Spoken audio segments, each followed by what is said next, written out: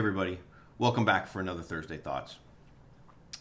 You know, the temperature's dropping, it's a little cloudy and drizzly outside today, and so I thought I'd do something a little bit different. So today, you know, when it's cold and cloudy and rainy, sometimes you just want to curl up on the couch and read a good book. So today I'm going to do a book report of one of my favorite karate books.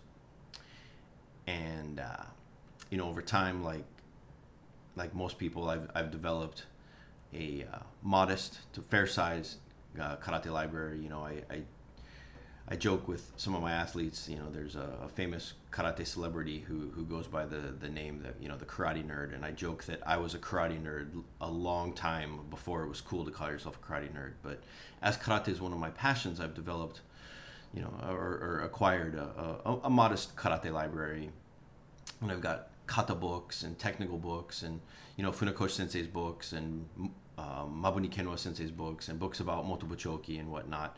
But one of my favorites is this book right here. It's called Moving Zen by C.W. Nicol.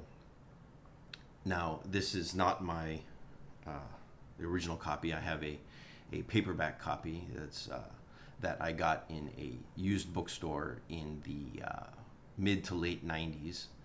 And what I liked about this book, what drew me to this book, was some of the similar experiences that the author and I had. Now, Mr. Nicol was a British Canadian who went to Japan when he was 22 years old in 1962, and the book relays his journey from white belt to Shodan. And it took him at that time about 2 years of everyday training there at JKA headquarters. And you know, he talks about training with Kanazawa Sensei and Nakayama Sensei and that whole generation of JKA instructors, that whole first generation or second generation of JKA instructors in Tokyo.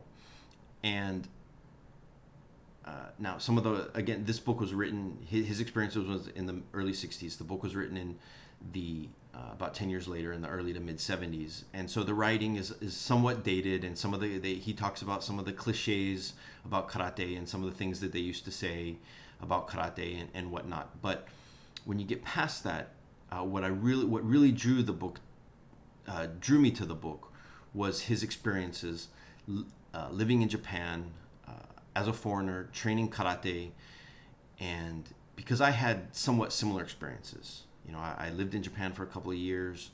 I was training karate in a university karate club, and I talk about all of those experiences when I was a guest on the Okinawa Karate podcast with Josh Simmers. And if you haven't seen the Okinawa Karate podcast, you should definitely go check it out when we're done here. You know, and not just my interviews, but interviews with Jonathan Seavey Sensei and a whole bunch of other sensei, Jesse Enkamp. And he's got a whole bunch of other awesome podcasts and awesome interviews on there. So I highly encourage you to go check that out. But now back to the book, Mr. Nicol, Moving Zen.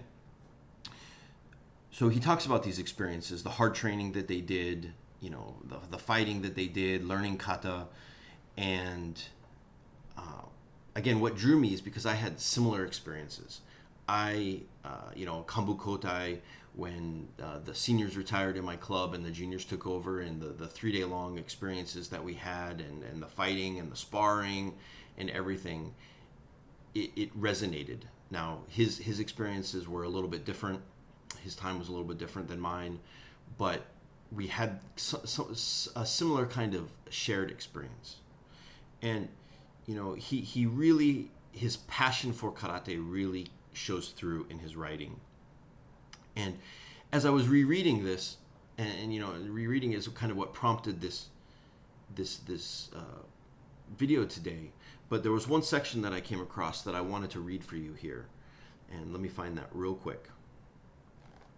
So he's describing a friend that he made as he was walking home one day, and the gentleman approached him, and he saw that he was carrying his karate gi. And at first, Mr. Nicol thought that he was approaching him because he wanted to practice his English and learn more English, but it turned out to not be that case. It turned out that he approached him, and he asked if Mr. Nicol wanted to learn kendo. And so I want to read you a section here real quick. It is romantic perhaps, but I believe there is something stronger than mere circumstance and coincidence in the forming of long-lasting and deep friendship. I feel that our life paths can be drawn together, perhaps in order to fulfill some distant and common goal. Thus are strong bonds between people formed. 10 years after our first meeting, Munehiro Ikeda remains one of my closest friends. And in my interview with Josh on the podcast, and not just then, I've said this many other times, but one of the greatest things about karate is the power that it has to draw us together. And, you know, our shared experiences, and even some of my best friends were people that I just met by coincidence at a local tournament. And then we met again at the next tournament. And then we started talking and we had a conversation. And then, you know, we ended up working together and doing different things and training together. And all of that is through karate. And, you know, even my being a guest on the Okinawa Karate podcast wouldn't have happened if it weren't for connections that we'd made through karate. So, you know, this book, you know, it was kind of dated and whatnot, but I really enjoyed how his passion for Japan, his passion for karate came through. And that's what helped maintain my interest. And I've reread this book many times. And so I hope that you go and you check it out and give it a chance. And I'm curious to hear what you think. And I'd also like to hear what your favorite karate book is. So now, go get to work, and we'll see you out there.